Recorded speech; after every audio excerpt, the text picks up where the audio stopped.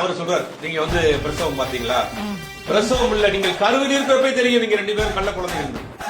அந்த அளவுக்கு அரசியல் முயற்சி பெற்றவர் திருமாவளவன். அவரை பற்றி பேசுவதற்கெல்லாம் யாருக்கு அருகது கிடையாது. பேசலாமா நீங்க? சமரசம் இல்லாத ஒரு தலைவர். பாஜகவிற்குரிய வெண் சாமரம் வீசி வரவேற்கிறது திருமாவளவன். அவர் நினைச்சிருந்தாரா நீங்க ஆச்சரியத்தில் இருப்பாரு, பதவி சுகத்தில் இருப்பாரு. கொள்கை என்ற ஒரே விஷயத்தில் பிடிப்போட்டிருக்கக்கூடிய ஒரு தலைவர் இந்தியாவில் அண்ணன் திருமாவளவன். காசுக்காக கூலிக்கு மாரடிக்கிற கூட்டம் கிடையாது. உண்மையான் அவரை பத்தி பேசுறதுக்கு யாருக்கு அருகதை கிடையாது. பாஜக அவரை என்ன கேட்டாலும் கொடுக்க தயாரா இருக்கு.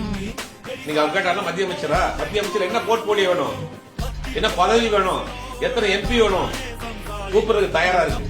நேற்று கட்சி ஆரம்பிச்ச விஜய் வரைக்கும் அவர் வாவான்னு கூப்பிடுறான்.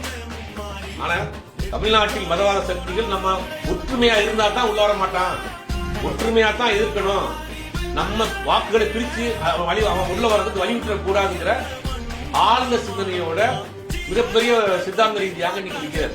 அவரை பத்தி நீ விமர்சனம் பண்ணலாமா? கூலிக்கு மாரடிக்கிற நீ, காசு வாங்கிட்டு பேசுற நீ, திருமாவளவன் பத்தி எல்லாம் பேசலாமா? அவனுக்கு தகுதி இருக்கு. அவனுக்கு என்ன தகுதி இருக்கு? ஒரு தூய்மையான அரசியல்வாதி பத்தி பேசுற பேசாது. நீங்க ரெண்டு பேரும் பாஜகவினுடைய கள்ள குழந்தைகள் தான். நீங்க பிரசவம் பார்க்கல, நீங்க கருவில் இருக்கப்பே அவருக்கு தெரியும் நீங்க கள்ள குழந்தைகள் தான். அதான் வெளிப்படையா சொல்றாரு.